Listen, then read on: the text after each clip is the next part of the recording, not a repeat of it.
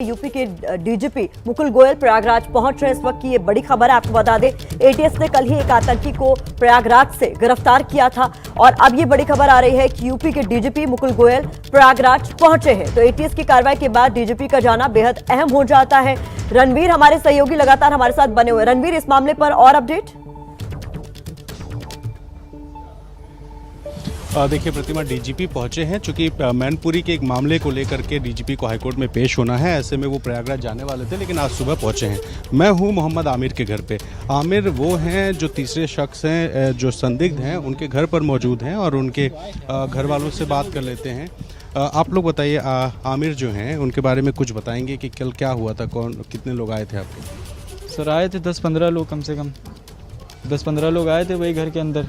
पूरा जो है सबके बारे में देख रहे थे। भाई का रूम सर्च किया था, हम लोग को देखा था कहाँ है, हम लोग को फिर लेके चले गए थे वहाँ। आप भी गए? हाँ, हम भी गए थे। कहाँ लेके गए थे आप? एटीएस हेडक्वार्टर लेके थे। अच्छा, कितने बजे आए थे? हम लोग वही 7 बजे लेके गए, 7-7:30 बजे, और रात में हम लोग को 9 बजे छोड़ दिया था। हाँ, तो आप तीन भाइयों को लेके गए? तीनों भाई हम थे। हमसे बड़े वाले भाई तो आमिर भाई सबसे बड़े वाले जी। आमिर भाई को नहीं छोड़ा? आमिर भाई को नहीं छोड़ा। बात ये हो रही थी 6 बजे तक हम लोग को हो रहा था कि हम दोनों लोग को छोड़ देंगे, हम दोनों भाई को। फिर बोले कि जो है 1-2 घंटे में तुम्हारे भाई भी साथ में चले आएंगे। वो कन्फ्यूजन के बिना पे है, कुछ ऐसा कुछ श्योरिटी नहीं है कि जो है उनका है बीच इसमें। आपका क्या नाम है? मेरा नाम मोहम्मद है। मोहम्मद। अच्छा, ये आपका क्या नाम है? अब्दुल्ला। अब्दुल्ला, ये बताइए जीशान से क्या आप लोग का कोई रिलेशन है? जीशान तो पहली बार नाम सुन रहे हैं कि अभी जब वहाँ पहुँचे थे तब उन्होंने कहा कि जीशान को जानते हो, हमने कहा नहीं जानते। हमारे भाई से भी पूछा गया जीशान को जानते हो, तो उन्होंने कहा नहीं हम नहीं जानते जीशान को। ये पहली बार नाम सुने, ना कोई इनसे रिलेशन है ना कोई रिश्तेदारी है हम लोगों की। आप लोग का व्यापार क्या है?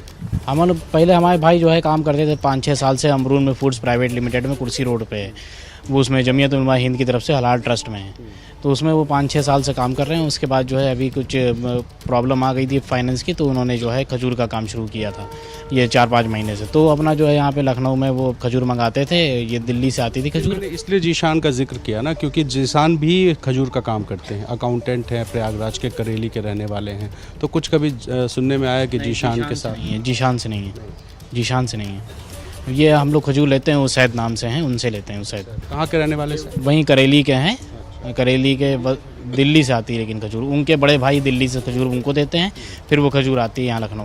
ये बताइए कि आमिर को जब एटीएस ने उठाया है तो क्या आप तो वहीं पे थे एटीएस ऑफिस में, क्या बताया आप लोगों को कि क्यों, किस? जी रणवीर, मैं आपको रोकना चाहूंगी। इस बीच एक और बड़ी खबर आ रही है। आपको बता दें लगातार अपडेट्स एबीपी न्यूज आप तक पहुंचा रहा है। दिल्ली पुलिस कमिश्नर मुंबई पहुंचे हैं इस वक्त की ये अहम खबर आपको बता दें। इससे पहले हमने आपको खबर दी कि यूपी के डीजीपी प्रयागराज पहुंचे, लेकिन इस बीच दिल्ली पुलिस कमिश्नर मुंबई पहुंचे हैं। क्यों पहुंचना हुआ उनका, जानने के लिए रुख कर लेते हैं ओम प्रकाश तिवारी का। ओम प्रकाश, क्या जानकारी मिल पा रही है इस बारे में?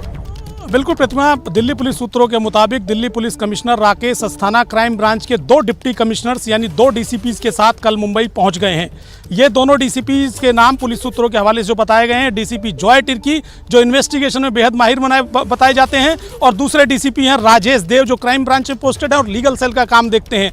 इन दोनों डीसीपीज के साथ पुलिस कमिश्नर राकेश अस्थाना खुद मुंबई पहुंच चुके हैं। हालांकि पुलिस सूत्रों ने यह तो स्पष्ट नहीं किया है कि राकेश अस्थाना किस सिलसिले में मुंबई गए हैं, लेकिन उनके साथ क्राइम ब्रांच के 2 तेज तर्रार डीसीपी मुंबई गए हैं। तो जाहिर सी बात है कि किसी ना किसी इन्वेस्टिगेशन के चलते राकेश अस्थाना खुद मुंबई पहुंच चुके हैं। प्रतिमा, वरुण जैन का मैं रुख करना चाहूंगी। वरुण, जिस तरीके से मुंबई से खबर आई, मृत्युंजय बता रहे थे, सूरज ओझा बता रहे थे कि लोकल ट्रेन्स की रेकी की गई थी इन आतंकियों द्वारा, ताकि कोई बड़ी आतंकी साजिश यहां पर जो है उसे रूप दिया जा सके। दिल्ली से किस तरीके की खबर आ रही?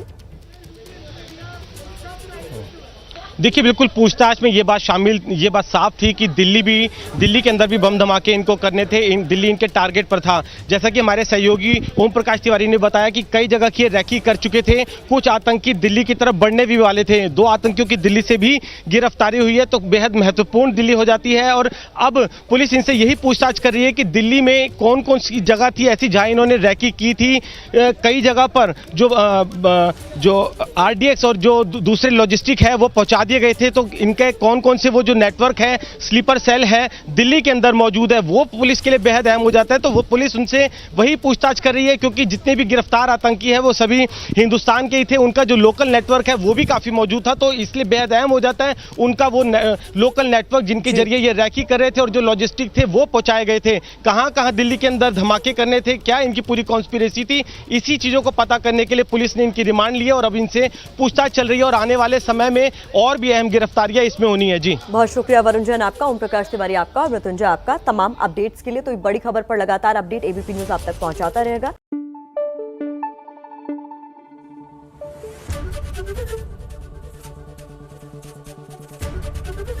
एबीपी न्यूज आपको रखे आगे।